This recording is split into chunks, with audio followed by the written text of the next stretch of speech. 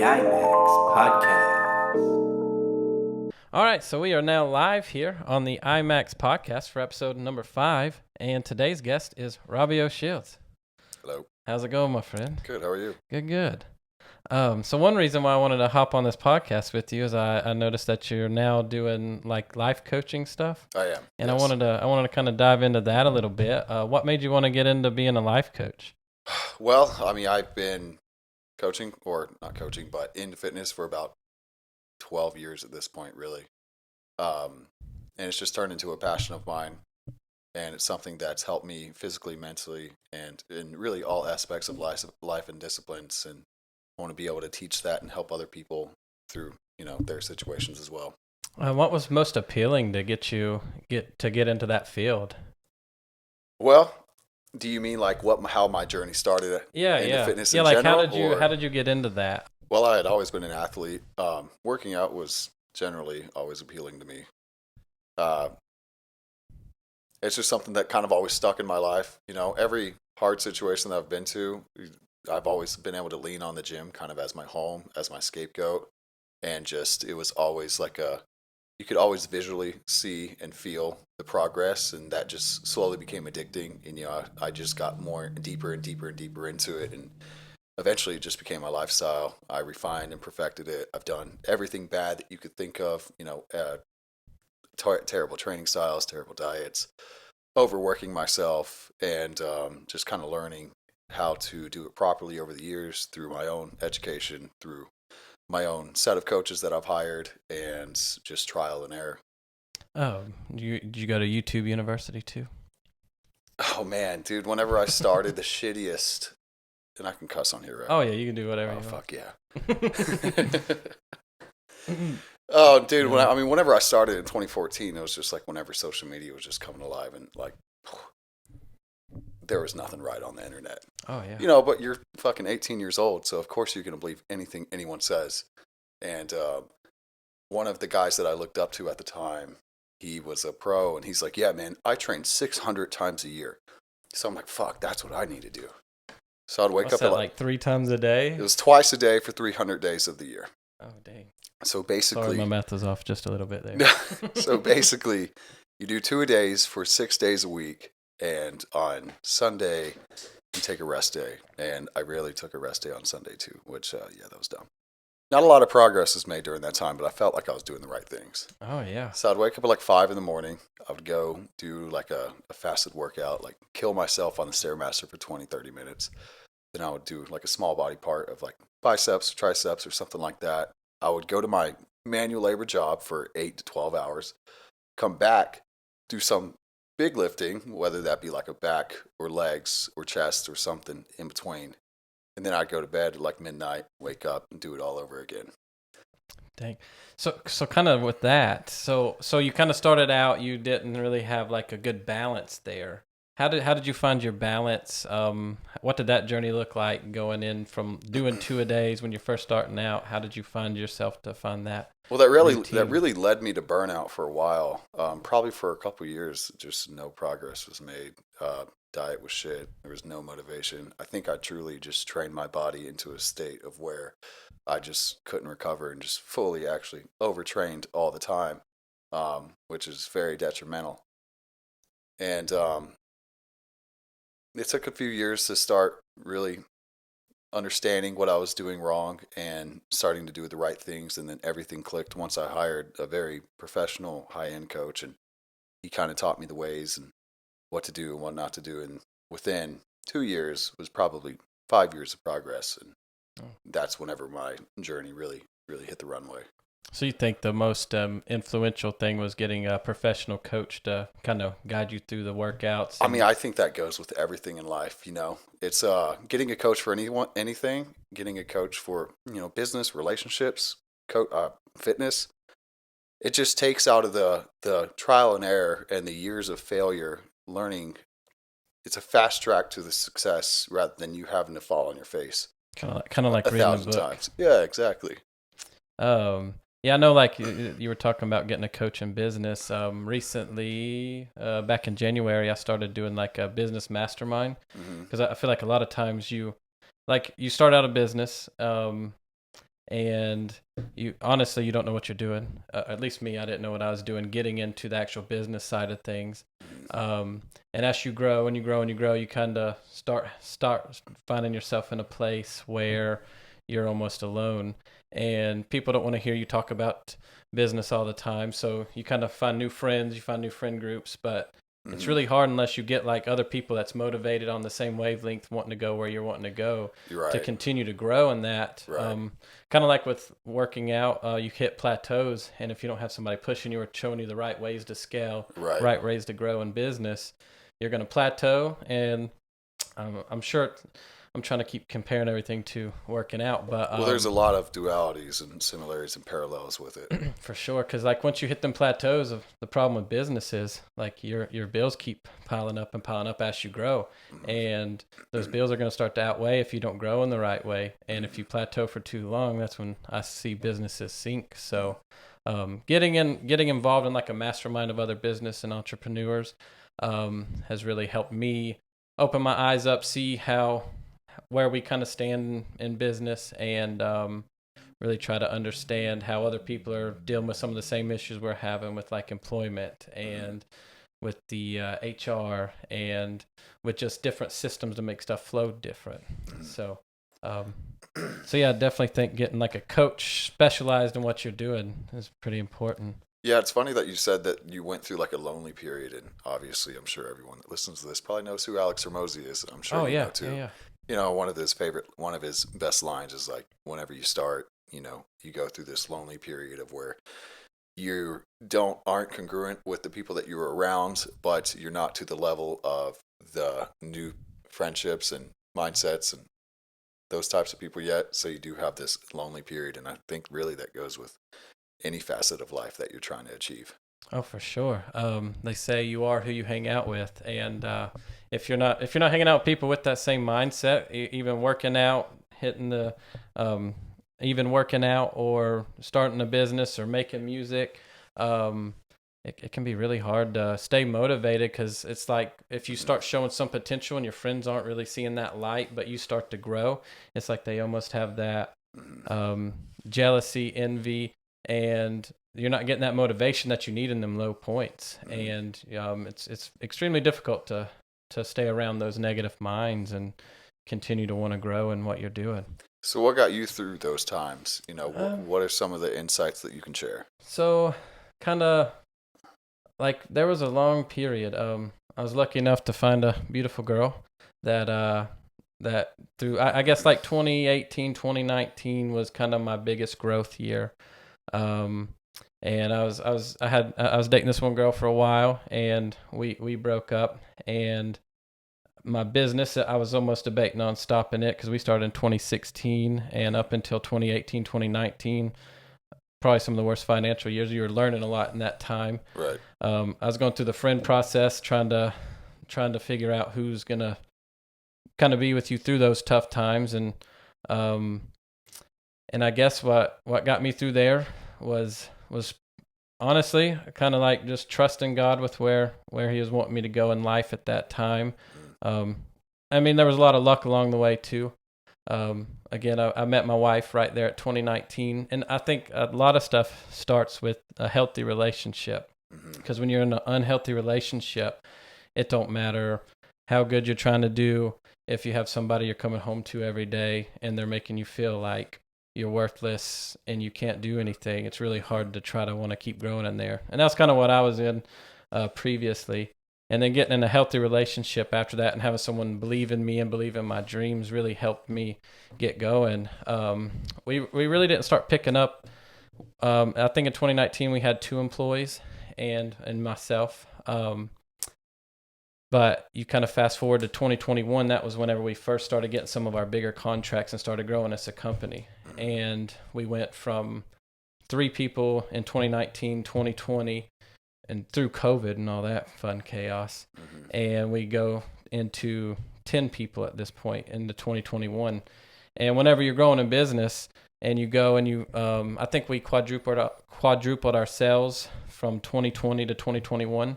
Well, your cash flow is non-existent because you have never done this size of projects before, and you start having financial hardships because you're growing so much at one time. And having that support at home was very, very important at that time, because anytime I felt low, down, I could have a good conversation with my wife at the time, and she could help me get my mindset back where it needed to be at. And I think that's really the biggest difference between like 2018 version of me into 2021 was just having that good support system.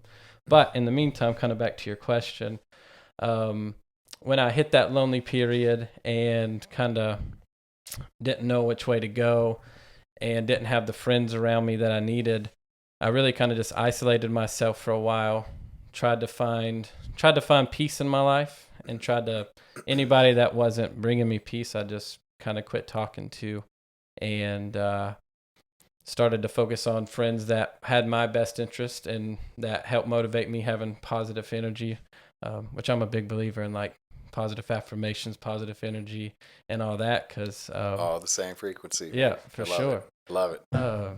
But yeah, that's kind of what helped me get through the low points, was getting around new people. And then I met one of my best friends, Connor Cope, which you better be watching this. But he really helped me get my mindset set. And that was 2019 as well. So I met my wife early 2019. I reconnected with Connor in March, April of 2019. And then he got me back into music. And then I had a buddy that I could make music with. And then I felt like life since then, I mean, definitely still have hard times, but I have a lot more of a supporting cast around me compared to previous years. Yeah. So I think that's probably the number one thing, is trying to get the right support around you. Right. But yeah, that's huge. I mean, I feel like a lot of people hit rock bottom and stay there, because they don't have the right support system around them. And I thought the mic went off for a second. Oh, no. And if you want to bring it closer, you can move it around however you want to do it. Is this too close? That's too close. No, you're good. Just don't yell when you're up there. Yeah, dude. I mean, it's huge to have the right people around you. It's sometimes you just get in your head and you can't get out of it, and you need that extra helping hand to push you through, tell you that everything's going to be all right. Obviously we're the only person that is stuck with ourselves until the day we die, and no one else in our life is going to be guaranteed. But having the right people in your corner, even if it's just one, can change a whole person's life in a very short period of time. For sure. And I guess another thing at that point, which, I mean, we live in probably the most luckiest time to be alive as a human, or the biggest cursed time, whichever way you want to perceive it. But being able to have YouTube and having motivational speakers, and I guess around that same time I found Jordan Peterson on YouTube, and honestly he's probably been one of the most influential people in my life, and I've never met him, but just having plenty of content on, like, just starting to clean up your room, and whenever you start focusing on those little details, and you clean up your house, you clean up your truck, it's amazing what those little organization skills can do, and then compound over time into where you can scale out and do all kinds of stuff. It's like just keeping the small promises to yourself. It slowly builds the confidence and builds that mental fortitude. So something, I mean, like, yeah, I don't know. People like that is very huge in my life too. And something I really like to say is, perspective is the prescription used to see through the lens of life. And it can never falsely be prescribed, because you're solely in control of how you see your life. And, every situation from the time we're born till the time we die, we could always look at it negatively or always find a way to look at it positively. There's always room for growth. There's always room for happiness. There's always something to be grateful for, regardless of where you're at. For sure.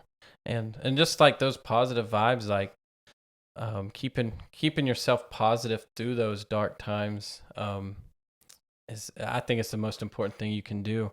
And I'm sure that kind of fits right into working out. Because like you said earlier, like finding the gym, which I'm not no personal coach or fitness guru, but I do try to hit the gym on a consistent basis. And especially through them dark times and different things like that, you can go kill your body all night long, and then kind of get all that stress and anxiety and stuff out, because you're like focused on yourself for just 1 hour working on your body. Yeah, the gym is the best therapist. I've been through plenty of dark times where I felt like that was the only place that I could comfortably be. And it's just been a home to me. There is a duality with it where it can become a little over consuming, and that has definitely happened in my life from time to time. But keeping yourself in a physically fit shape, even just what you do, being physical all day, like the body has to move for it to feel good, for it to be happy, for it to release dopamine. Oh, for sure. There's whenever you contract your muscles, I don't know too much about the science of this part, but there is something that secretes out of it that is literally a natural antidepressant. So weight training is the best way to feel better, and just a little bit, go for a walk if you're feeling sad. And even like I've found when I hit lows and motivation of wanting to go to the gym or just kind of working out, like if I can just get home and go for a mile walk around my neighborhood, just getting that movement in helps. I mean, it's like automatically when I get back to the house and I'm ready to clean up, I'm ready to take care of the kids, I'm ready to do what I need to do just by walking around the block one time. Right. I think people try to make it way too complicated, where they think if they can't perfectly go 4 or 5, 6 days a week, be in the gym for 2 hours at a time, that it's not worth doing at all. And that's absolutely the opposite of the whole purpose of it all. Now, kind of staying there with people that get discouraged because they can't do that perfect workout. What's any tips on that? Like, because every day you're not motivated to go work out hard, but like, what's the secret to sticking with it and creating a life of fitness on a consistent basis without quitting? Well, it all starts with habits. You don't want to throw yourself into the deep end with concrete tied to your feet. If you're going from a very sedentary life with a poor diet straight into 5 days a week, meals on time, trying to get 8 hours of sleep, and it's just a complete lifestyle swap, it can be very overwhelming. You just start incrementally, just find what works for you, take baby steps, start slowly choosing healthier foods, trying to work out a few days a week, 45 minutes at a time, building from there, see what works for you, a little bit of trial and error. Now at the start, what do you recommend? Let's say you're living a sedentary lifestyle. You haven't really had much time in your life at all being in the gym. What's a good starting routine? Like, how many times a week? I know you just said 45 minutes maybe on your first couple workouts. Like how often those first couple weeks? I mean, I would say 2 to 3. You can build a strong body just by going to the gym 3 times a week. And just the main thing is just being consistently active throughout the day, though. Like, a lot of people undermine the fact of literally just getting up and walking. I'm sorry, my alarm's going off. I thought that was my phone. I was trying to figure out where that was coming from. Yeah, a lot of people undermine how important walking actually is, and just movement in general. Like, you really don't even need a gym to become a healthier human being. Like, it is ideal to be able to go and to be able to physically exert yourself and get stronger, because that helps with your whole entire body and longevity of it in general. So I do always highly recommend that to people, but if they truly just don't want to, then it's not a necessity. Diet comes down to it too, and people always have more time than they think they do. Oh, for sure. There's so much fucking time wasted. Netflix, scrolling on your phone. It makes me sick, like when you get those weekly reports on your phone, and it's like you've been on your phone for 40 hours on Facebook. It's like, God, I didn't even realize. Average been a minute 6 hours a day. Like, what the fuck? Yeah. It's crazy where that's kind of taken us now. But I was listening to a podcast the other day, and they were talking about how just like if you're working a sedentary job, did I say that right? Sedentary. Damn it. So the other day I was watching a podcast, and they were talking about if you had a sedentary job, that like just getting up every maybe 15 minutes and just walking around the office and then hopping back to your desk is way healthier than just sitting there for 8 straight hours. Even just a little bit of movement, like the standing up desk and everything, like it can change you a lot. Because I know days where, like, especially this wintertime, because I don't know, I get like seasonal. I get really down in the wintertime for whatever reason. Brother, I think we all do. And because I'm used to working outside. I'm used to the sun, and if I ain't getting that hot sun on my skin, Springtime. And then the business slows down, everything. It just feels like everything's going to hell for a while. But so yeah, back in the winter time, when I was getting down, it was very important for me to keep myself going. Like I built me a little gym at my house. Nice. And I noticed though, like I would still work till 5 or 6 in the evening, and I live about 40 minutes from my office. So that drive home, I lost all motivation, and I try to force myself through the workout. But kind of like what you're talking about is finding the time. You always have more time than you think. What I did is I just went and got me a gym membership, and then I sneak off at lunchtime now to kind of get over that drive that I gotta go on the way home. And then I've noticed like working out in the middle of the day gives me way more energy to finish the day out with, and I'm getting my body active, and then my mind's firing a lot better to do the invoicing or estimates or deal with whatever. Yeah, make it work for you. You know, it doesn't have to be the same as anyone else's. You know, it's your life and your lifestyle. It's not, none of them are going to be identical. And like making that time important and non-negotiable, right? Is very the non-negotiable important. part is too. You know, I say make time for it and all these other things of just a few days a week just to start. But you also need to learn how to build the habit with it. You know, everything that you do is going to be work because it's going to be unknown and uncommon from what you're used to doing in the first place until it becomes a habit, and then you're used to doing it, and then it just becomes like you said, a non-negotiable. You just do it automatically. Mm-hmm. Yeah, and that's what I've been trying to, like, especially this past couple of weeks, because I get my lulls on the fitness side of things, and like one of my biggest weaknesses is my diet, because I love some fast food for whatever reason. And driving around all day, you see them bright signs in there.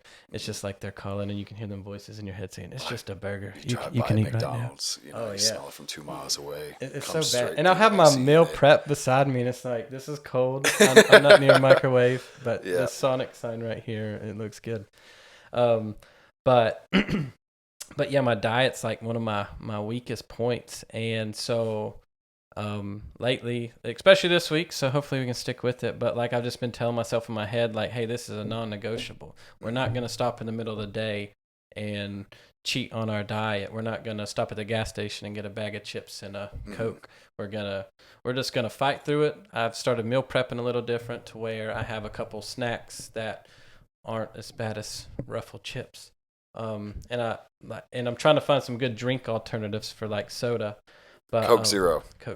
Anything any zero sugar soda. You know, fuck the aspartame. You cannot drink enough soda for it to actually hurt you. So if anyone ever tells you that zero sugar sodas are bad for you, tell them to fuck off. All right. The sugar ones are obviously the ones that are gonna get you. I was watching something. It was like a quarter of the bottle of a Coke bottle is like if you take the sugar out and just fill sugar in the Coke bottle, like literally a quarter of it is straight sugar.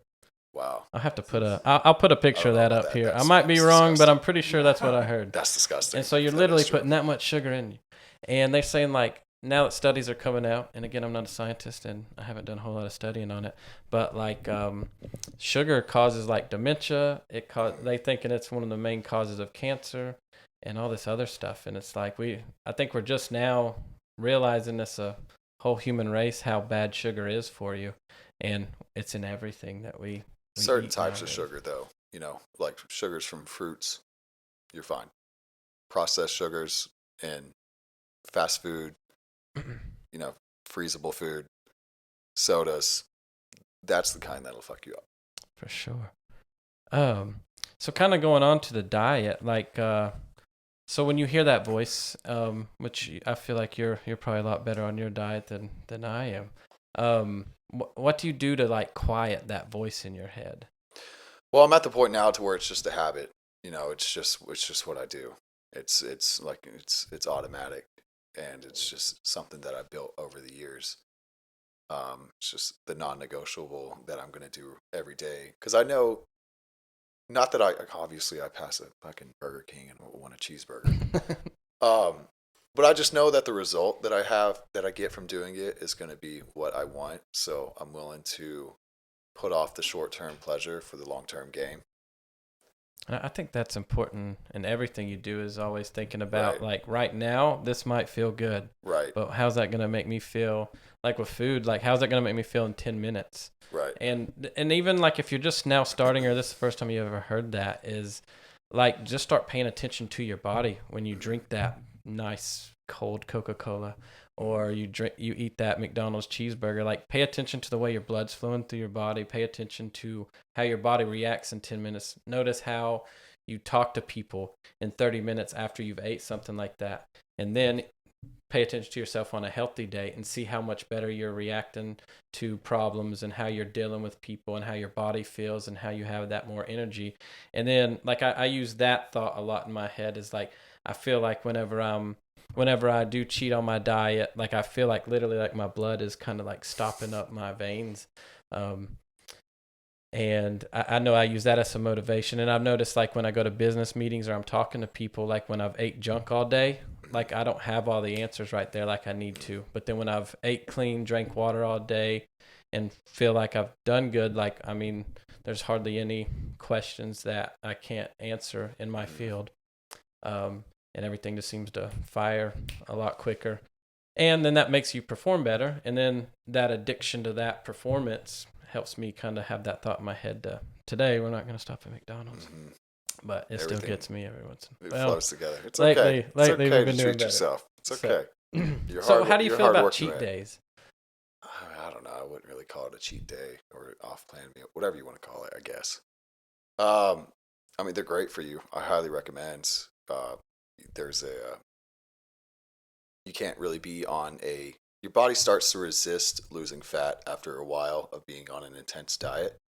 So it is good to put higher calorie foods back into you, so your body isn't trying to hold on to the fat. And there's a hormone called leptin where it decreases. It helps um, release the fat storage, and whenever you eat something, it flushes it out. So like a lot of guys that are doing like a bodybuilding show, or even just on a simple diet, whenever you get really deep, whenever your body starts to get more stressed with it being on less calories, your cortisol rises, and so you have a lot more water retention, and then you eat higher calorie foods and it flushes everything out. And even though you had more food one day, you might wake up lighter the next. Is there any kind of staying on cheat days? Yeah, I don't know if that was a little too in depth or not. Oh no, it's a little too scientific for me. Sorry, I'm just a simple landscaper. That's just where my head went with you're it. Good. So kind of with that, is there a right way to do a cheat day, and is there a wrong way to still do a cheat day? I wouldn't call it a cheat day. I would limit yourself to 1 or 2 off-plan meals throughout the week. Really, I mean, what really matters is your total calorie intake for the week. And it needs to be at a certain number consistently for you to be able to lose weight in itself. Like there's absolutely no way for you to lose body fat unless you're in a calorie deficit. Like all these fad diets, all this bullshit. If someone loses weight, there is one single ingredient with it, and that's just eating less calories than your body burns throughout the day. How do you count your calories without being so addicted to the numbers of it? Well, I'll be honest with you. I know a lot of people, they get so addicted to the math of it all, and then it kind of like that. And then like for someone that's wanting to start counting calories, it's almost like another job. Like how's a safe way to not get too addicted and not make it feel like a job? I personally think that everyone should build that skill and learn how to count calories for a while, because you'll never fully understand how much food you're consuming throughout the day until you can eyeball it enough times to where, intuitive eating is, right? Where it's basically what most people do, where they just eat enough until they're full, or they look at a meal and they say, okay, that's good. Mm-hmm. Well, you might think looking at that meal is 500 calories when in reality it's 1,500, because of certain ingredients, certain portion sizes and everything. So once you start building the skill of being able to see how much food you're eating per meal, then you can kind of scale from there. What's the best way to track that? Like on your phone, Is there any good apps you recommend for that, or like looking it up on the internet? Or I mean, there's 1,000 different macro calculators. You know, you can type it into your app store and it'll show you 50 of them automatically. Usually the top few are the best ones. I personally use one called, I think it's called Eat This Much. It's just got a carrot on it as the emoji or the face of the apple. Or the face of the app has a carrot on it. cool. Yeah. So, Yeah. anyways, you basically just log the foods that you eat throughout the day, and it gives you a total breakdown of how many proteins, fats, and carbs are in it. So you wouldn't really do you recommend any type of, like, I know nowadays, again, like we were talking about earlier with social media and YouTube, Facebook, and all that, it's like every day, like one day you'll be scrolling and you'll see reels about the carnivore diet and how it's great for you. The next day, the carnivore diet's the devil. And then the same thing with like the vegan diet. You should be on the vegan diet. And then the next day you see a million reels that says this is poisonous for you. Well, that's So always is someone there- trying to sell you something. If one person is stuck on a specific idea, then they just have something to sell you. Because anyone that's relatively revolved in fitness and actually understands it, there's not one right way to do it. There's 1,000 ways to skin a deer within this realm. True. I feel like that's the same with everything in life. And I think a lot of that kind of comes back to the way we're taught in school. It's like you have to do stuff a certain way for it to be right, and you're constantly being graded. And you never, and I kind of use this kind of outlook with making art, kind of creating my business, kind of going after anything, is like there's a million different ways to do everything, and you got to kind of see what works for you. Right. Kind of like I've been reading this book, Atomic Habits, and I've been reading it for a few months now, if you watch my first couple podcasts. But I'm a slow reader. But today I was reading it, and it was talking about like personalizing your habits for what works for you, kind of like Right. with diet. Like even with exercise, it was talking about like if you're not the gym head wanting to go pound weights all day, like find an exercise routine that works for you. Like if you like to be in nature more, Right. like find a way to hike and Right. get your exercise in that way. Pickup game with the boys. Same thing. Oh, And so like, and kind of keeping that thought in mind, like whatever you're trying to do in life, find something that works for you. You don't have to be like your friends. You don't have to be like your family. You can find what works for you. And once you start feeling that little bit of success or that high you get from succeeding at something, then you can keep building on that instead of trying to keep up with everybody else. And you might not be like it was talking about how Michael Phelps had the perfect body for a swimmer, and I can't remember the guy's name, but this runner had the perfect body for a runner, and they're both Olympic gold medalists. But one, if you switched them into the opposite sports, they have the complete wrong body. Like Michael Phelps has a complete wrong body to be a Olympic runner. And so trying to find what works for you and then trying to excel at that instead of trying to be somebody else that you're not is the way to try to build those habits and build a healthy life. I don't know if I said that right, but let's try it. I think you did great. Thank you. So kind of those fad diets, you think they just kind of come and then they die off, and it's typically someone selling it to you. So how do you kind of how have you found what diets work for you? Like what all have you tried? Or I mean, there's not really a specific diet that I've tried. You know, there's specific foods that I've implemented here and there throughout my diet. I think a well-balanced diet should have appropriate amount of protein, fats, and carbs in it, and that consisting of just really whole foods, you know, whether it be animal-based type of protein, several types of vegetables throughout the day, and a couple fruits here and there, and then just whether it be rice, potatoes, I mean, that's even just very basic sweet potatoes. Whatever works for you, you know, you can make a combination of, I don't even know where I'm trying to go with this, but people just overcomplicate it all. It's almost hard to describe and explain because there's so much bullshit knowledge about it on the internet.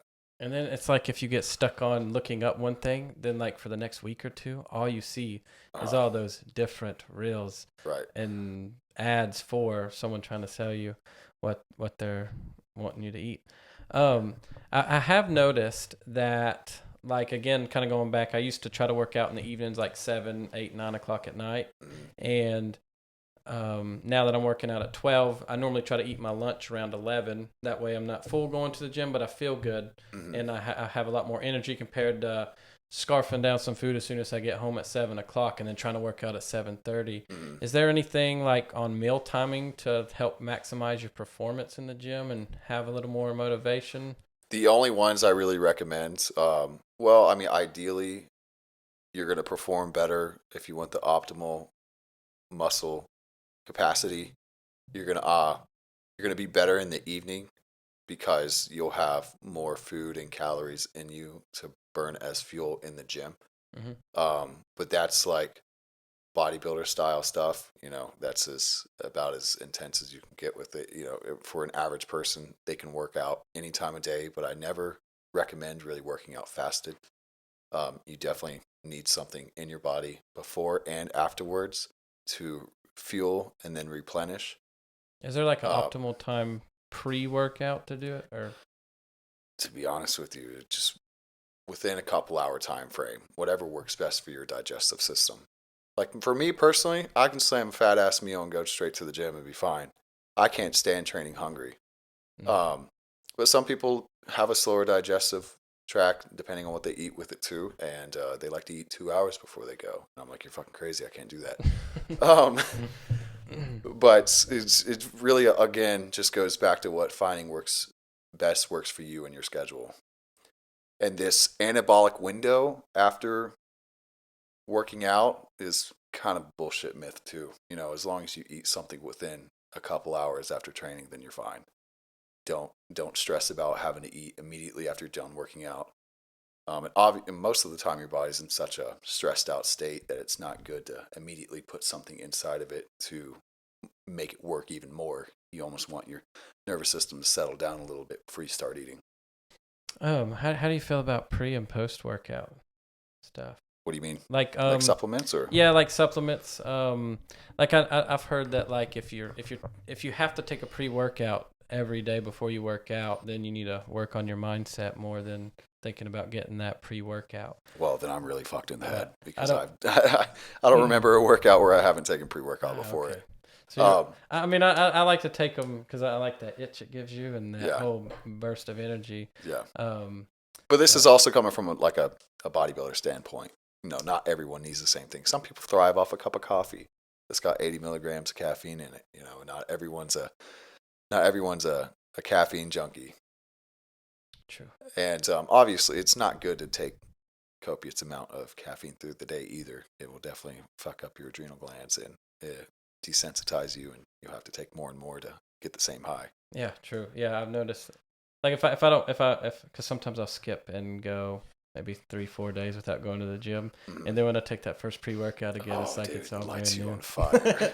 But then after you work out for 2 straight weeks, the feeling's almost gone, and I feel like you got to scoop just a little bit more. Just a little more. But do you have like a specific? Because like I did notice again, I was working out late and like I was so tired, so I'd get the woke as fuck one, the woke AF, and the high stimulant one, and then it would be strong. I'd take that about 7:30, hit the gym about 7:45, and then I'd work out for about an hour and a half, and then it'd be about 8:30, 9 o'clock, and I'd try to go to bed. So I had to take like 4 melatonin gummies just to go to sleep, and I felt like I was speedballing with melatonin. That'll do it. Caffeine, I believe caffeine's half-life is either 4 or 6 hours. But basically, yeah, if you take, depending on what time you go to bed at night, if you take large amounts of caffeine after 6 o'clock, it's going to be pretty difficult to get to sleep on time, especially if you're not used to taking it regularly. Oh, for sure. Especially the high stimulant, which Victor over here, he told me, he's like, hey, how about you read the label? Because I just got it because I knew it was the strongest one. And I was like, man, I can't sleep. And he's like, is it the high stimulant? I'm like, yeah. 400 milligrams of caffeine to the face. So is there a specific brand or type of pre-workout that you... Dude, I guess it depends on who it is exactly, and what you're doing. Exactly. I don't want to say anything, and then like someone not used to caffeine tries what I take, and then they're just, their tits fall off from itching so hard. My wife calls me a crackhead whenever I start getting those itches. What about like post-workouts, like whey protein or anything like that? I'm not even a big fan of protein in someone's diet unless they just want to use it as a supplement to hit their protein goals for the day. Like me personally, I don't have a specific protein shake after the gym.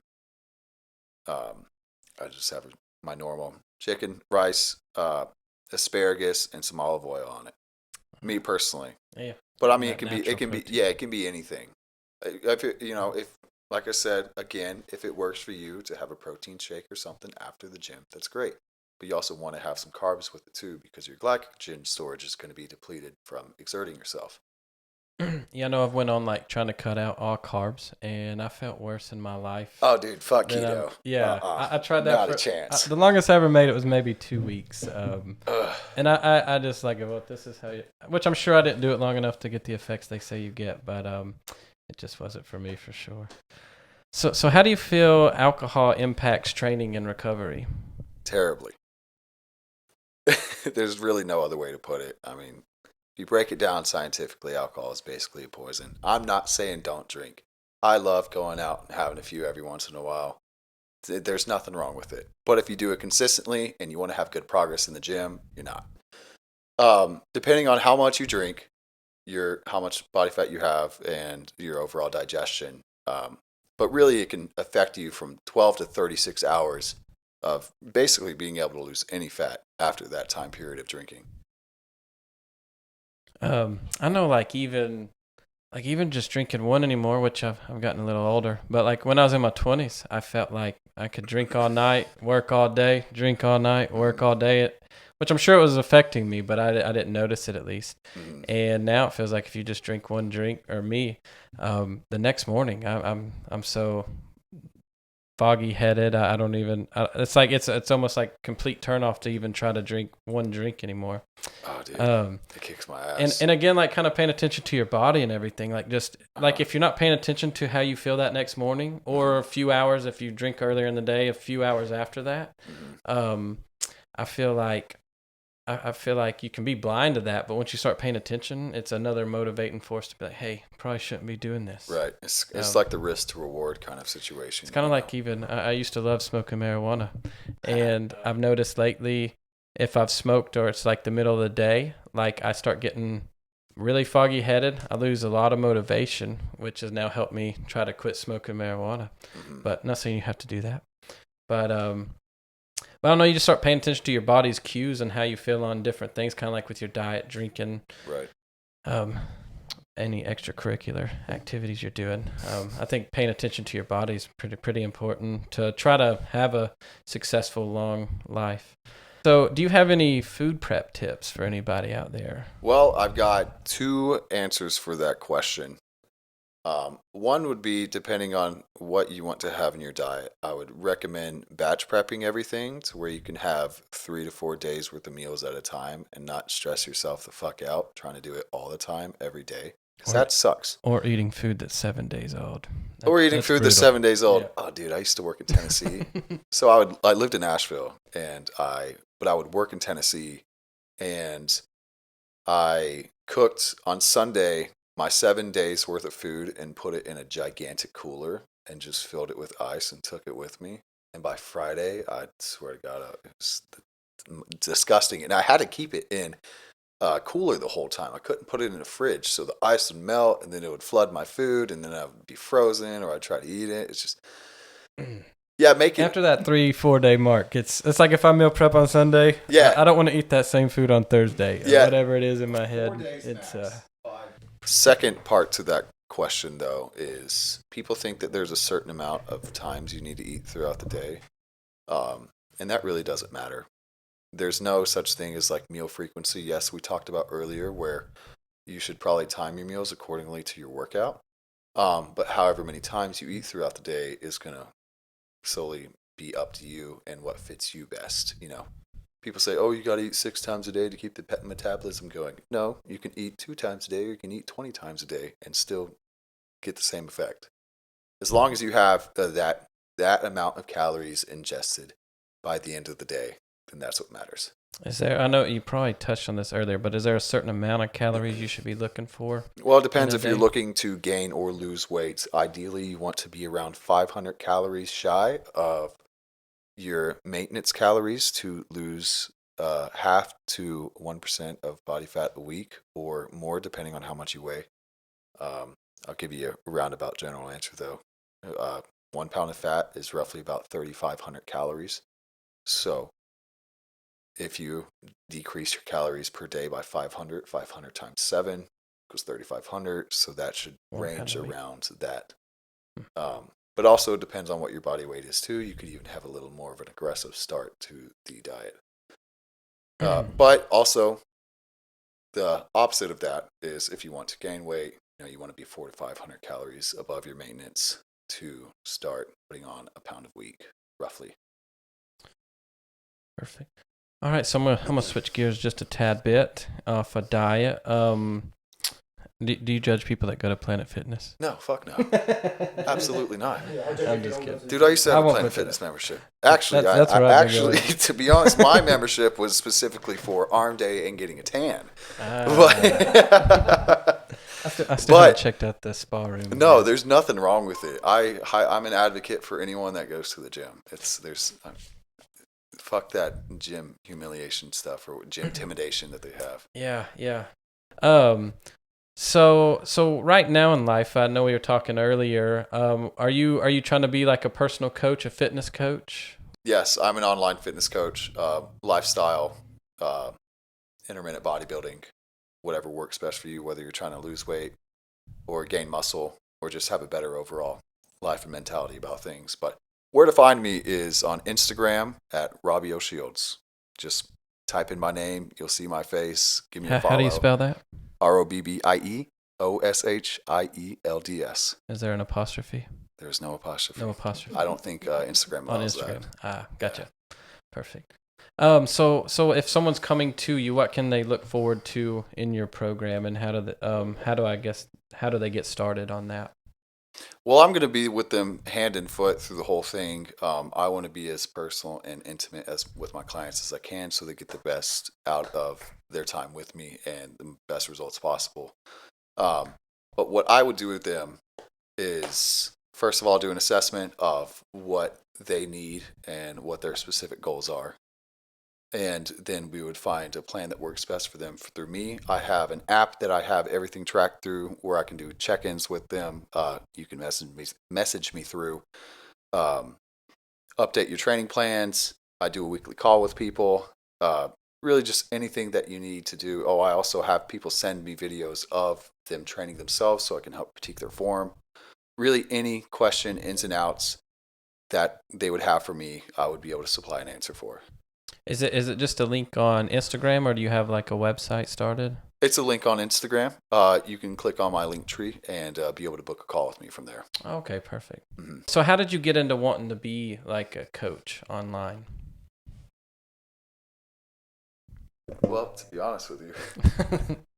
You don't have to answer if you don't want to. To be honest with you, I hate what I do right now, and this is going to provide me a better lifestyle. What are you doing right now? Construction. Fuck construction.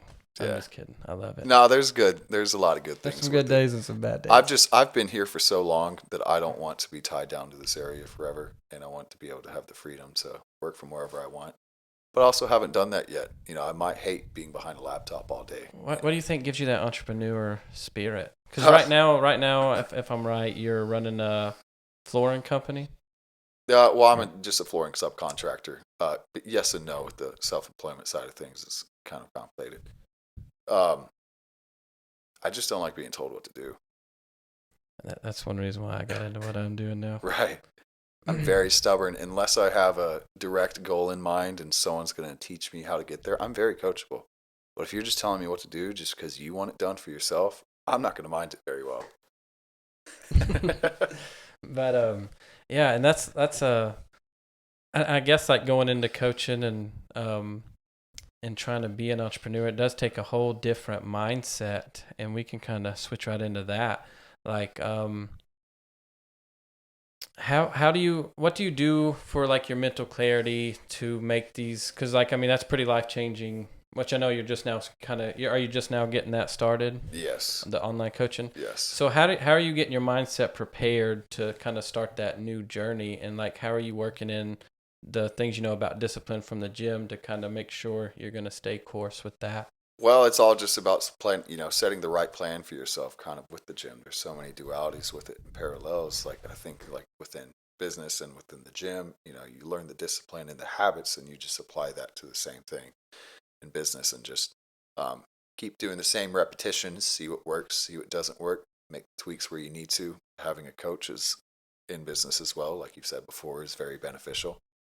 So I know like I try to practice like meditations, affirmations, visualizations, especially running a business and like even being at the gym, like even today, I'm trying to focus on like, this is what my goal is here. And if I can if I can envision myself scrolling on my phone, because like I'm one of those guys at the gym that like that 1 minute break in between sets, I'm bad to go hop on Instagram and scroll for a minute. And so like if I can think about that before I go into the gym, then I can have a more productive workout, because whenever that cue happens and that trigger happens for me to want to start scrolling, it's like just another reminder in my head, hey, turn this off. And then I try to put my phone up, or I try to put my phone out of reach while I'm doing my exercise. But so like I have a very positive outlook on like visualization especially, and meditation, and I try to which I keep kind of putting this all back into working out, but kind of my routine right now is I'll hit the treadmill for about 5 minutes just to get my blood flowing from sitting at a desk all day.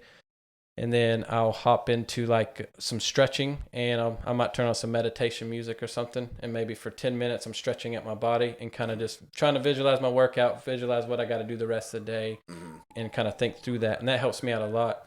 And outside of the gym, I try to meditate at night if I can, and in the mornings. And I know the days that I do that, even like, because you're always going to have the problems come. You're going to have so many fires to put out that day. But trying to keep my mind centered on the goal, either if it's at the gym, if it's with my music, if it's with this podcast. Like even before the podcast, I try to take a minute to read, think about what I'm going to do, visualize you sitting across from me, visualize Victor over here, try to pick up cues so when I get messed up, I can kind of find myself. And I found that to be very, very helpful in helping me be productive throughout the day. So are you getting any of those practices in, or do you have anything huge. different? And I highly recommend everyone does this. I mean, we live in a society, especially because of social media and everything around us, where we're just filled with negativity. And those thoughts can absolutely manifest into your life, even if you don't want them to. They're slowly going to start turning into your actions and habits. And I mean, even out of personal experience, I've had things that have manifested and completely just fell apart within my life recently, things that I never thought I would be without. And it's just because I wasn't putting in the work of doing what I needed to do to keep myself in a positive mindset and continue the positive right actions of that specific situation. And that was a big wake up call. I was like, oh shit, okay, I got to get my shit back together and get my mindset right and everything and continue to move forward. But I do meditate myself. I meditate, read, and stretch in the mornings to get my mind, body, and soul right. Not a huge believer in morning routines because not everyone needs it. Ideally, you want to wake up and get started with the macro of your day and the things that are actually going to progress your life. But if you do feel like you need to prime yourself before you can start going into those actions, then yes, some sort of routine for yourself may be good for you as well. And I know, like we were talking earlier about working out and just finding the time that works for you.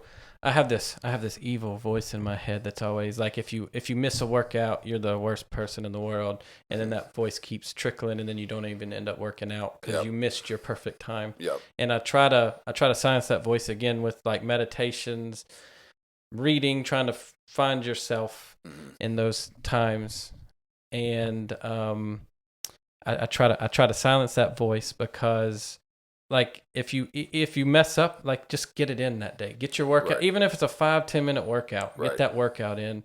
If you have a goal of meditating for 10-15 minutes and you only have time for 2 minutes, get those 2 minutes in. Right. I read a book earlier this year called The Miracle Morning, and he talks about he has the savers in that book, and it's I can't remember what they all were, but it was meditation, affirmations, visualization, exercise, reading, and scribing or writing. And Like so like journaling. when I was first reading that book, of course, you get all excited and you do it perfectly. Right. And it was like, I mean, it really helped out to try to get all 6 of those in, but then kind of just how life goes, like a roller coaster. You get knocked off that train, and then you'll find yourself 3 weeks later, you haven't done any of it. Yep. And it's like, well, hey, if you can't have the perfect time to do all 6 of those, or have like and even in that book, he talks about if you don't have time to do each one of those for 10 minutes each for your first hour of the day, knock it down to 6 minutes and do 1 minute of each. Or like, and I've kind of went my own way with it now. Like I'm trying to make sure I'm meditating, visualizing, affirmations here and there, and I make sure I get my exercise in at some point in the day. Yeah. Or at least try to. It's huge. Even on Sundays, like I think just going for a quick little walk around the neighborhood, stretching, doing something just to get your blood flowing, is very, very important, especially like with the stress of trying to run a business, or the stress of any kind of leadership or anything you're trying to do, like making music or whatever. Like keeping your mind and your body and your soul all connected, and remembering that life isn't just playing this game all the time, and connecting to your source is very important to having a happier, more successful life, for sure. That was beautiful. So, Hallmark. But that kind of takes me. I've already asked that question. So are you spiritual? I am. I'm a Christian, even though I don't live the best of lives. I think it's very important to get connected to a body in that. Like I try to go to church on Sundays. I have this thought in my head all the time that's my only day off, because typically we work 6 days a week, and I just want that day to sit at home and be lazy and do nothing. But those days, there's another voice in my head that's like, you should have done this, you should have done that. And I've noticed, like, if I don't get that once a week, at least on Sunday mornings in at church, like the rest of my week just feels horrible. And I don't want to just be one of them Sunday Christians. I've been trying to get deeper in my faith in that. And we're just post-Easter, so of course you have like a spiritual awakening that time of the year. So I wouldn't say I'm the best of people, but I'm a struggling Christian trying to find himself in that walk of life. But I've definitely had a lot of I've had a really long journey with that, which I don't know. Everyone, especially for people I don't know if we got a long enough time to talk about all that. Yeah. It can go for 3 days. I mean, especially for people that are raised in the South, you're kind of born into it, and you're just told what to do and told what to believe, rather than ever stepping back and asking for yourself. Mm-hmm. And that's how it was for me for many years, probably until my early 20s, is, I'm told to do this, told to believe this way, told to act this way. Then I get old enough to start questioning it for myself. And then for a while, none of it makes sense to me. And if you ask me if there was a higher power or anything, I'd tell you absolutely not. But as I've gotten older, and as I've gotten more in tune with myself and my spirituality, who I am as a person, and just some of the synchronicities that happens in life, you just can't deny that there's something greater. And I wouldn't say I'm a Christian, but I do believe in a higher power of some sort, and lead my faith into that. I think it's very important, like what you're talking about, is ask the questions for yourself. 2020, everybody's life kind of got flipped upside down in March. And funny story, my son was born on, I won't say the date, but my son was born right at the beginning of March. COVID hits North Carolina, and everything shuts down while we're at the hospital a day after he's born. Oh, no. And I was kind of starting my spiritual journey, trying to question stuff. I've always kind of questioned what's the reality of everything, because again, born in the South, family takes you to church, you get drugged to church, and you're just kind of following because that's what you're supposed to do. Everything kind of flips upside down. Business, like I didn't know if we were going to keep having work or not. We didn't know how the economy was going to react to it. My son was just born, and I had a million questions. And I just decided I am not going to just follow this for myself. I'm going to ask every single question that I have doubts about, and I'm going to find out for myself what this means. And I'm just going to go on this journey. And so for about 2 years, I just kept going down that journey. and I'm not trying to convert anybody to anything, but I think it's very important to find yourself and find the answers for yourself instead of just listening to what mom's told you, what dad's told you, what grandpa's told you, and find the answers for yourself and how. Because I don't feel like you can have a genuine faith in anything if you're just going off of what people are telling you to believe. Yeah, if someone ever asks you, or you ask someone why they believe something, they can't give you a genuine, heartfelt answer. It's someone else's belief and not theirs. Oh, for sure. And then, like, again, kind of with anything, like, once you go through it, and then you have, like, those memory markers that you can always go back to whenever you start to have this doubt again, or where you... I mean, some questions you're never going to be able to answer with any kind of religion, any kind of faith, any kind of anything you're doing. There's some answers that are unanswerable. And I mean, no matter how much you dissect, I mean, that's where the faith Carl part Jung, comes in, all the greatest philosophers of all time have all, what's the meaning of life? No one can tell you what the meaning of life is. And that question haunts me every day, like trying to think about it. And you can sell 1 million books if you can come up with just a little bit of that. I've been thinking about that a lot lately. And I think it just kind of this is my opinion, but I think it just kind of boils down to the meaning of life is being the best version of yourself, for yourself, and for the people around you. And I mean, this is probably just the simplest way to put it, in my opinion. And like, one thing is, like, I don't know. I don't want to say nothing matters, but... Oh, man, don't even get me started on that. I'm going to go down a rabbit hole. But there's little like, ants floating on a rock in the middle of nowhere. It's fine. It's worrying about taxes and shit. Yeah. For currency that's fake. It's cool. Yeah, and it's like currency, literally money. Like, here's the secret to money that no one will tell you, is that it's literally all in your head. Right. If you can think big enough, you can get there. You just got to find the right steps to that point. And it's not going to happen as quick as you want it to happen, but it's all just made up. And you can literally figure out how to get whatever amount of money you want. You just got to figure out that question first. The question comes first, and then you got to figure out how to solve that question. And like I've been listening through at the gym, 48 Laws of Power. And again, I have a terrible memory. How are you listening to that? Through Spotify? Audible. Yeah. Okay. I'm a big Audible fan. I used to, so I like to make music, and this is kind of, I'll try to get back to what I was saying. Okay. But sorry to throw you off track. Oh no, you're good.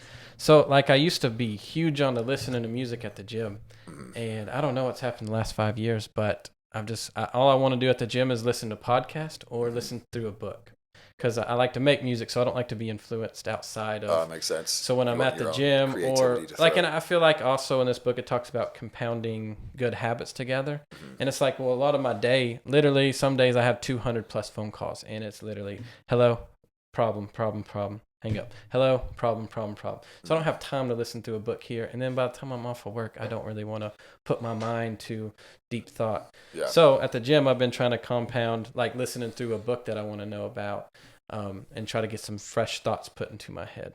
But going back to the 48 Laws of Power that I watch on or listen to through Audible, he was talking about how Christopher Columbus kind of just faked his way to becoming who he became. Like, he didn't have no money growing up. He didn't have no status. I think he said, and I could be wrong, and I'll fact check this, but I think he said that Christopher Columbus had never been on a ship until he hopped on the ship to come over here. Incredible. But he just kind of visualized, got himself to a point, found the right people to get around, had a vision, and then made that vision happen. And just sometimes the thoughts in your head and the path that you want to live and the life that you're painting inside of your mind is all you got to have. You don't have to have all this money. You don't have to have everything today right now. You just got to have the right question, I feel like, and be willing to solve that question. And sometimes, like, I know, like, with business and music and even starting this podcast, like, I just want to do stuff that interests me and not worry about the results so much, but focus on the journey of the quest that you're on. It's beautiful. But yeah, I love getting down rabbit holes. Beautifully said, Max. So we were talking about mindset. And so again, like, I know I started out the podcast talking about being 18 years old, I was living with my grandparents then, didn't have a whole lot going for me. And I didn't really understand the difference between growth mindset and just a poor mindset. I don't know how else to describe the opposite. But like when you start putting them voices in your head all the time, especially young, like just building off of each conversation you hear can take you so far. So how, like as a fitness coach and as a personal coach, how do you try to talk to people to get them to understand the importance of a growth mindset? That's a good question. I guess like for me, which tell me your answer. So Victor here, sitting beside me, he's been at every podcast so far, and he's also the guest on the first podcast. So if you haven't watched that, go check it out. He's a dope artist. But we talk about this a lot, and again, like he's became one of my best friends over the last couple of years. But really, like, which I don't know if I really helped you develop a growth mindset, but definitely talking like we talk all the time and being around people that want to have that growth mindset, like throwing him ideas, sending him podcasts or reels, or vice versa, him sending me stuff, has helped me keep that hunger to want to keep growing and developing our minds. And I feel like I know you've helped me become an artist, like a performing artist, and actually dropping music consistently and putting out my first album. I put a lot of my progress there to him. But I guess trying to develop a mindset again goes back to who are you hanging out with? Because if you're around people that has just a negative mindset telling you can't do this, you can't do that, and most of the time that comes out of envy in a place where they tried and they didn't have the right mindset, or they failed and they just want you to fail because they couldn't complete the task or whatever. Right. And so if you're trying to develop a growth mindset, I feel like the most important thing is look at who you're surrounded by. Because like I had a terrible mindset at 18 years old.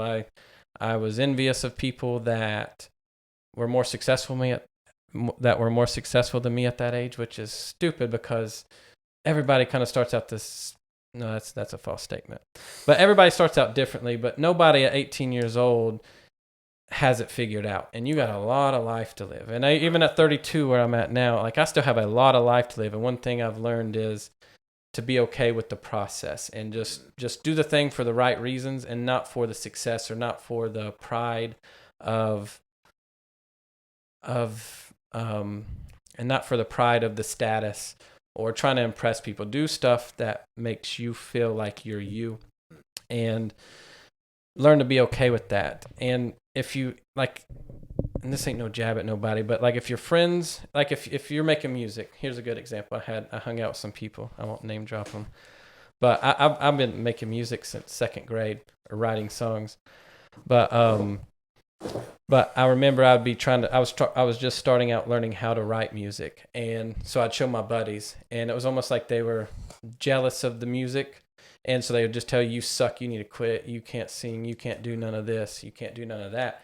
And so when you're hanging out with those type of people that don't have that growth mindset, then it makes you, like I didn't put out music until I put my first song out in 2013 because I got around a couple of guys that helped motivate you. Like even if it was terrible music, hey, we're making music, let's put it out. Right. And then kind of get away from their friends, go back to the other friends, and they're just telling you it sucks. And no matter how many songs you show them, every song they have nothing positive to say about it.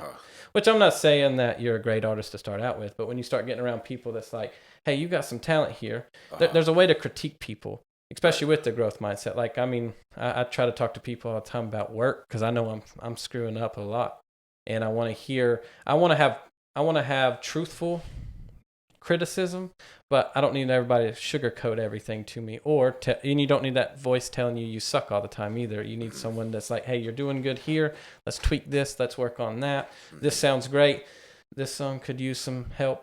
But trying to get around the right people, again, I think is huge to develop a growth mindset. And if you don't have anybody in your life right now that is like that, you're going to have to go through a lonely period. But during that lonely period, that's where I feel like you find who you want to be. And then you got to be tough and strong, kind of like going to the gym, because you're going to hit plateaus. You're going to hit places at the gym and in life that you just don't want to keep moving forward. And you're just going to have to build that discipline and get your mind seared enough to where no matter what, I'm going to get there. And I think that's really, really important to understand, to continue that growth mindset and know that it's not going to happen overnight. It might take 10 years. It might take 5 years. And I'm not huge on like having like crazy plans for the next 10 years, but I feel like you should have some kind of vision for what you look like in 5 years from now, what you look like in 10 years from now, and then dissect that all the way back down to today. And then if I make these small steps of cleaning up my bedroom today, then tomorrow I'm going to start organizing my cabinets in my kitchen. And then you start noticing once you get stuff in organization and then you come up with systems that keep stuff organized, in 2 years from now, you're a whole new person with organization. And if you keep that going and you apply that to other parts of your life, then you have no idea where that could take you. And if you just keep dissecting the problem, like whatever the question is, the problem, if you want to dissect 10 years from now, 5 years from now, 1 year from now, 1 month from now, 1 day from now, what do I got to do to get to where I want to be in a month? Well, if I do that to get to this point at 1 month, what does that look like in 6 months? If I get to this point in 6 months, what does that look like in 1 year? And I don't know, just understanding that everybody that's been successful, no matter if their parents gave them everything or if they've had to earn it all themselves, that at some point they had to understand that it's a process and delay the gratification of the now, like kind of talking about food earlier. Like here, like learning, here's another thing, and I'm sorry I'm kind of going on a tangent. Dude, I love this. I can see what you're passionate about. It's beautiful. But like talking about the voices in my head when I want to eat, like just identifying, like learning how to identify those voices, even if you give in to those voices, because I mean, you're going to give in to those voices. But if you can start, if you just don't go on autopilot for a while and you can understand that voice is telling me to stop and get this bag of chips. What's triggering that voice to want me to stop at this gas station and get a bag of chips? What's triggering that thought to get that Coca-Cola today? What's triggering that thought to make me want to watch dirty videos on the internet? What's triggering this thought for me to have lustful thoughts for another woman other than my wife? What's triggering me to not want to be the dad I want to be at home? And and like again, talking about how that food makes you feel. Eat that food. Listen to that voice. How do you feel after that? And then when you start paying attention to how your body feels, how your mind reacts, how you're treating people after that, I feel like that's huge. And I mean, I'm still learning that. And I came onto that probably about 2 years ago, like really paying attention to who I am and why I am, because it's hard to make a change and it's hard to develop the right mindset. And if you want to keep growing, it's hard if you're not paying attention to those little bitty details. And it's a lifelong journey. Like no one's got it figured out, but just people are on different levels and they're playing at a different pace depending on where you're at. And like just finding those little cues and trying to find this. And then again, like you were talking about earlier, like hiring a coach, reading a book, anything like books are full of people's life experiences and they were struggling with the same thing you were struggling with. And you can read that book for a week and you might figure out all these problems you're having and he's got the solution in that one book. But if you're too lazy to go read that book, you're going to continue to make that same mistake over and over and over and over and over again. Or if you don't want to get a coach, you're going to keep going to the gym for 2 years, have no results. If you don't try to get around other business minds and ask the questions that maybe you have to be a little vulnerable to ask, you're never going to get over those humps if you're not honest with yourself and you don't start paying attention to all those things that's going on. And I think, like, if I'm trying to motivate somebody to develop a growth mindset, is being truthful with them and helping them identify those voices, I guess, and those triggers, and being truthful about that long process, that you're not, it's okay to mess up. It's not okay to continually mess up and not try to figure out why you're messing up. But it's okay when you mess up, pay attention. How did you feel? What happened? What triggered that? What thought from the past triggered that thought in your mind? But the same lesson will continue to repeat itself until you learn it. For sure. And they say the definition of insanity is to do the same thing over and over and over, expecting a different result. Yep. And I guess, like, I learned that from whenever I was in high school. I bought actually one of my buddies had the insanity videos, and I looked up the word, what does insanity mean? And that's how I figured that out. Just a fun little fact. But yeah, I think, like, for the gym, for starting a business, for running a business, for trying to be a leader at your house or to your friends, or because I don't know, I feel like maybe you have to be called to be a leader, but I feel like everybody can be a leader in something. And I feel like mindset, discipline, and learning those things right there are the most important virtues you can have in life is discipline. I've seen so many depressed people, and you look at them and they have like no disciplines, and kind of like we were talking earlier, you're not always going to be motivated to do the right thing, but just have them non-negotiables. Right. You're not giving up. And I, like you were saying about being called to a leader, I personally think that everyone has the capability of doing whatever they want, but not everyone's willing to put themselves through the pain that it takes to become that. For sure. And like trying to see, like, I'll try not to go on too long of a tangent, but like with business, I mean, I started in 2016, probably really didn't start profiting until about probably 2021.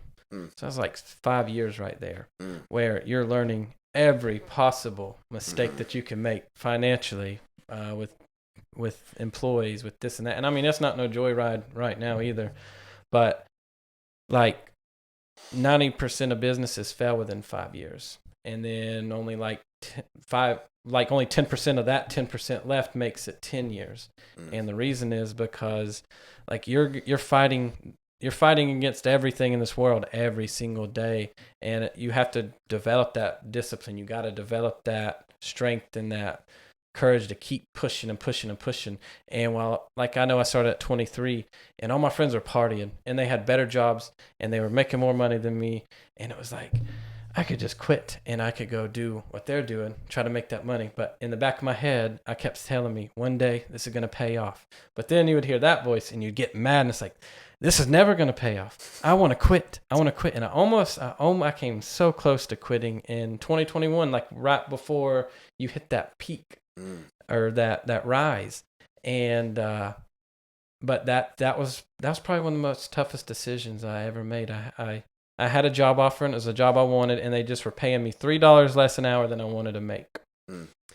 And if they would have paid me the $3 more, I'd have a whole life trajectory. Yeah.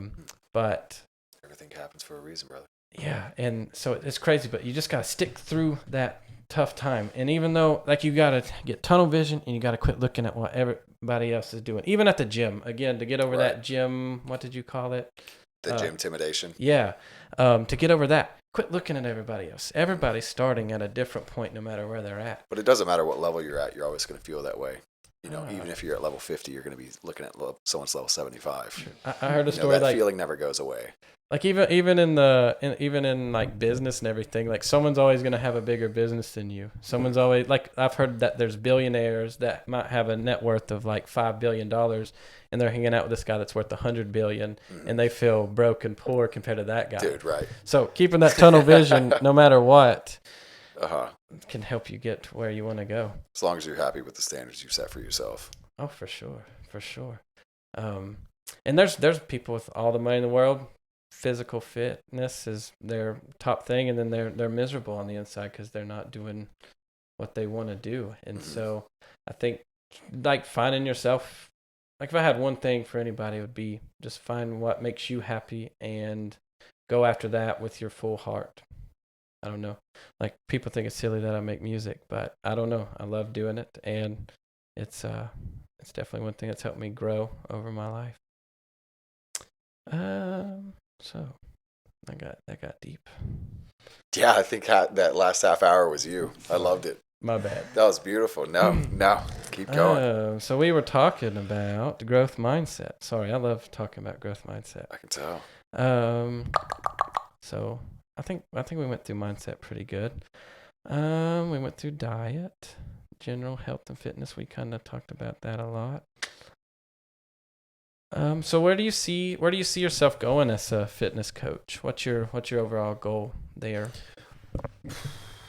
Man, that's a good question too.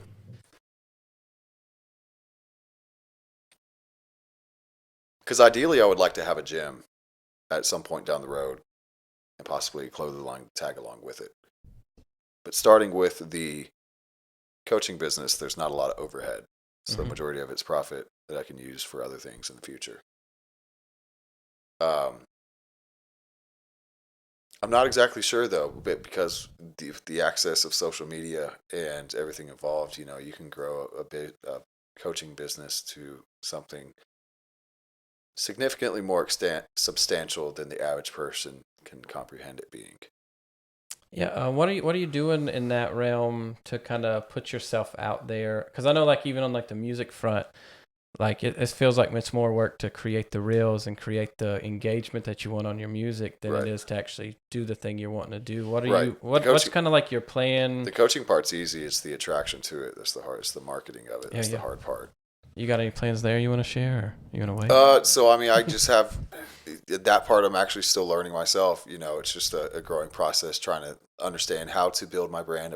Building a personal brand behind what you do is huge nowadays. And for a while, you're just gonna have to throw shit against the wall to see what sticks, to see what you enjoy, to see what works, and then just do more of that. Is there any fitness coaches you kind of look up to right now? I mean, there's some with 100,000 following. That's more of an influencer, and there's other ones that have a couple thousand following. I mean, like I said, I have a business coach or two of them actually, that I aspire to be like, or just kind of model after. But also at the same time, the things that they're doing, I don't think directly speaks to me, and I have a different vision of where I want to go with it too. How have you gotten into any of Robert Greene's stuff? Yeah, I've listened to a few podcasts of him. He's great. Have you gotten into any of his books? I don't think I've read any of his books, because 48 Laws of Power is one of them, right? Yep. And then Mastery here. So I started out with Mastery and then hopped on to 48 Laws of Power. And now I'm working through another one of his books. But so my next question is, like, so you're talking about having the coaches. How important do you think it is to have that role model to look up to for you to get the end result you want with the goal you have? Well, it's just, taking advice from someone that's actually walked the walk. I don't think you should ever take advice from someone in any facet of life where they haven't done something that they're trying to advise you to do. I think it's extremely important for everything. Like I said earlier, it just takes out all the extra legwork and years of pain and knowledge sourced directly to you with that. Hopefully, if they're a good person, they'll be very encouraging. And, where am I going with this? Role models. Just a role model and be able to, So I know, like, again, I would highly recommend the Mastery book. He talks about like how you have like an intern phase where you're looking up to the person, and then you have the phase where you are equals with the person you were looking up to, and then you have the mastery phase. And what happens a lot of times whenever you become equally, it's gifted in a certain discipline or anything you're doing with your role model. A lot of times role models get jealous of your youth and your ambition at that point, and then they try to hold you back, and then at some point you got to break free from that role model and become yourself. But you can't ever get to that level unless you have that person to look up to, work hand in hand with them, question them on what they're doing, kind of like what you're talking about, doing your own thing, and then breaking free from that and becoming who you are. But yeah, that book was crazy good. I'd recommend that to anybody. That's interesting. Yeah. Have you ever dealt with anything like that within your own business and life? I'll say yes, but I don't want to get into it. Okay. That's fair. Just in case they're listening. Yeah. I don't know if they would listen, but I'm thankful for all the people that showed me stuff along the way. And I mean, they might do stuff way different than me. I've definitely had people in business that I've looked up to that have been successful. I saw them being way too greedy and terrible to their employees. So that definitely helped me get to where I thought about how I wanted to be a leader in my own company. And I'm not saying I'm perfect, but I try to keep a good atmosphere. And I know building a team is a lot better than just being an individual. So like if it becomes between my success or my team's success, I always try to pick team success over me. Because in the long run, if you got a good team around you, you get sick, you get hurt, you can always rely on your team, especially if you've been good for them. And I mean, you might lose everybody one day. I don't know, but I believe in. I've watched people create businesses and be way too self-centered in their business or really anything that they hop into. And I feel like if you're selfish with it and you don't try to help everybody grow around you, and it's all me, greedy, I've never seen that one time in my life work out for good in the long run. Even for people that I thought was gonna make it all the distance, they're shortcutting and treating everybody like they were secondary citizens. I've watched them fall, and that was a huge wake up call to me to believe the way I'm trying to do it is a different way, and maybe it'll work. It might not. I don't know. We still got a long way to go, hopefully. But I don't know. That's what I believe in. I believe in you, Max. So thank you, sir. So here's a question. What's one piece of advice that you wish you would have had starting out in your career in fitness? Like, what's one piece of advice you would give to somebody listening that's just now starting? Which we've kind of covered a lot of that, I know. Man, I mean, that really boils down to basically the whole point of this podcast is just to get a coach. You know, it doesn't even have to be me. It doesn't even have to be in fitness. Just get someone that's walked the walk and learn from them. And that's going to fast track you to your success in anything that you do. And start now, not tomorrow, but right now. There's no better time than now. Because the only time is now. Well, I feel like that's a perfect spot to end this thing. So, unless you got anything else, I think that's it. All right, so one more time, tell everybody what you're doing, how to find you, and where to go to find you. My name is Robbie O'Shields. I'm an online fitness coach. You can find me on Instagram at Robbie O'Shields. You'll be able to see my face. Click on it, give me a follow, and book a call with me if you'd like to get in the best shape of your life. All right, well, thank you, sir, for coming on the podcast. The iMAXX Podcast.